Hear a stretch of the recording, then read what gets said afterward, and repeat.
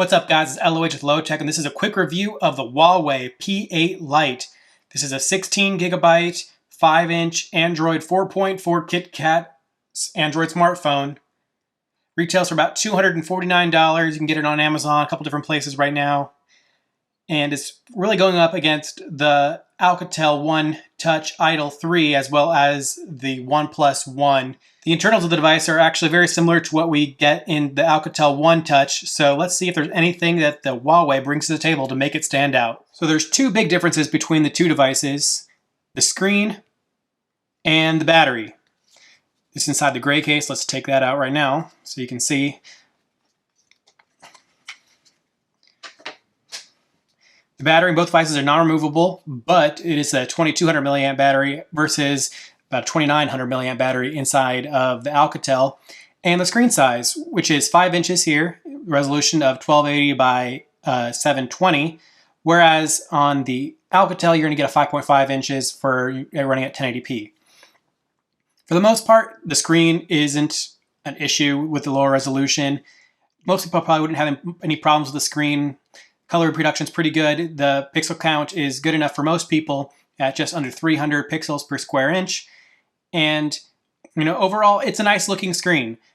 The viewing angles aren't quite as good as what you would get in the Alcatel, but for most people, it's going to be good enough. The video or the screen actually kind of turns yellow at the corners or blue at the other side, so it goes warmer and cooler depending on the angles. The device itself operates very, very smoothly.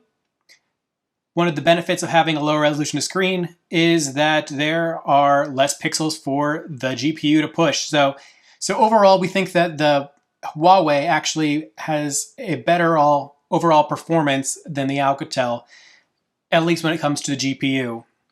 Everything moves very, very smoothly over the different things.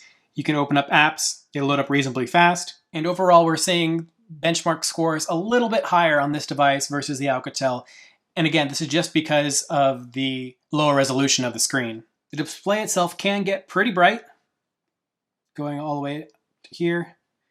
And it does get reasonably dark for that panel, much darker than we could see in the Alcatel. So if you're somebody who uses it in the dark a lot, this is a better device for that. The auto mode is a little bit on the weak side in my case, for my tastes at least. But overall, it works pretty well. Looking around the device, the layout of this phone is actually much better than the Alcatel's, mainly because where the power button is located, it is at a normal location right below the volume up and down on the right side. So it's actually very, very easy to turn the screen on and off, as opposed to Alcatel, you had to reach up to the corner up here. And I didn't have any problems pressing power by accident because it does have an indentation all the way around it, so you can easily feel which button is the power. You're not going to easily mistake it for the volume up and down. Other than that, the design is pretty basic. It's very much square all the way around. It has this thin metal band, well, plastic band that looks like metal running all the way around, so it makes it look thinner than it is, but really it feels pretty substantial in the hand. It is a little bit top heavy, but overall the balance is pretty good. And the screen is not overly reflective. The back of the device is plastic. Well, it does look very nice. It has a little bit of a brushed look to it here. It does hold on to fingerprint grease though, so if you are not going to use it with a case, it may be something you're going to take notice of.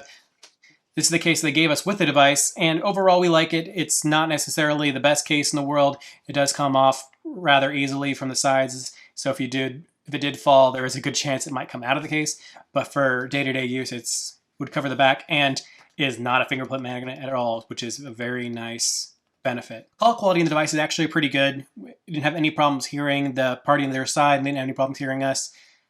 When it comes down to the speaker, it is noticeably worse than what you would get in the Alcatel, mainly because there is only one speaker. So while at the very bottom it looks like there are two speakers, one here and one here, there really is only one right here on this side. The other side is, I'm guessing, just the port for the microphone. So that does inhibit how loud it can get and how the quality that it can come out of the speaker. Moving right into sound quality, overall the actual quality of the speaker is pretty good, but is really nothing to brag about. It is capable of producing some okay sound, some a decent volume, but it is not necessarily a selling feature of this device.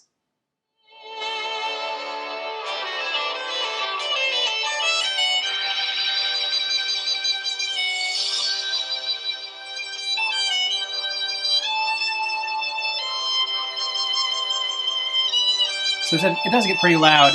The downside is, though, it is a side-firing speaker.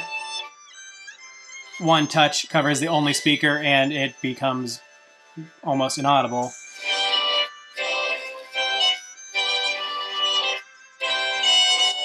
The overall camera quality on the device is pretty good for considering the price. The cameras are pretty much identical to what you would get inside the OnePlus One and in the Alcatel One Touch Idol 3. Although the software is different between all three devices. In this one, it's very interesting that the front-facing camera is probably one of the better ones we've seen. There is noticeably more detail in the pictures on the Huawei than there is in the OnePlus One, although the colors are slightly brighter than they are in real life. So it's something you can fix later in post, but it is something to be aware of. They may not look the most natural using the front-facing camera or the rear-facing camera for that matter. The rear-facing camera, though, it was almost always more blurry. It was really bad at getting sharp details compared to like the OnePlus One and the Idol 3. So overall, it's pretty good for the price. Nothing really to complain about, but is definitely not the best shooter of the bunch. The Huawei does come with a unique feature in beauty mode, something that none of the other cameras really have necessarily. And what it is designed to do is obviously make you look better. Although, while it did do an okay job with skin tones and things like that, making your skin look more make-upped, I guess you could say, it does make your eyes look bigger than usual. So it actually gives you slightly of an anime look to your eyes, which can be kind of creepy if you're not going for that look. So most of the time I was trying to avoid it at all costs because it ruins some pretty good pictures that you can take by making everybody's eyes larger than they should.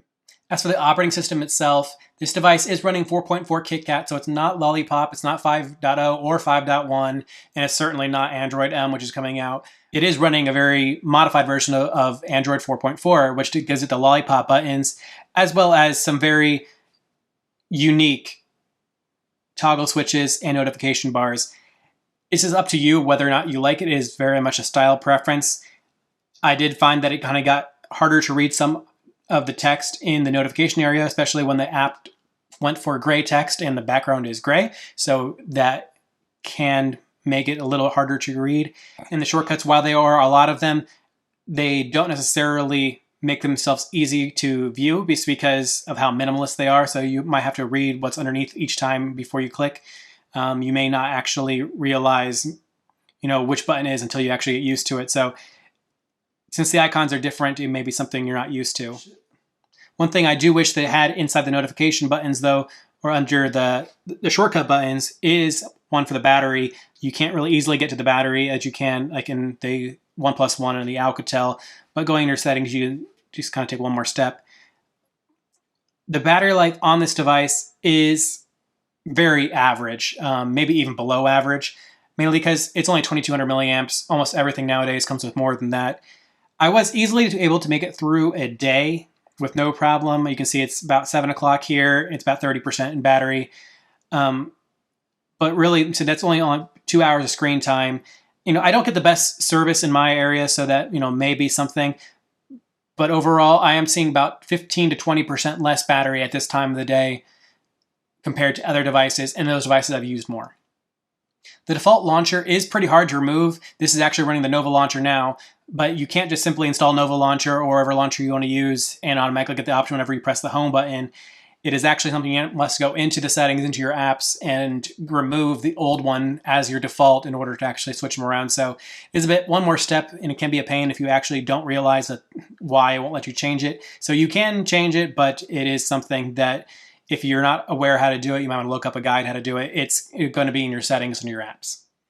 Overall, we actually really like the Huawei P8 Lite. For the money, for people who want less than 5.5 inches on a screen, it's probably one of the better ones you can get. It's definitely recommended in terms of performance compared to something like the Moto G, mainly because the Moto G has not been updated yet. However, it's really hard to recommend this phone more than the Alcatel, just because they're almost the exact same phone other than the screen size and battery, which obviously if you can deal with the bigger screen size, that's great. And the Alcatel is running a newer operating system and has much better sound quality.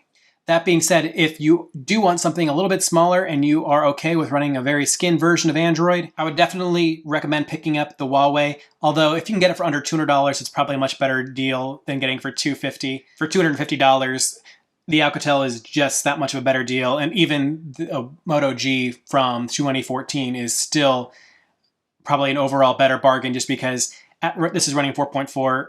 Most likely it's not going to get updated. Huawei hasn't really been known to update their devices.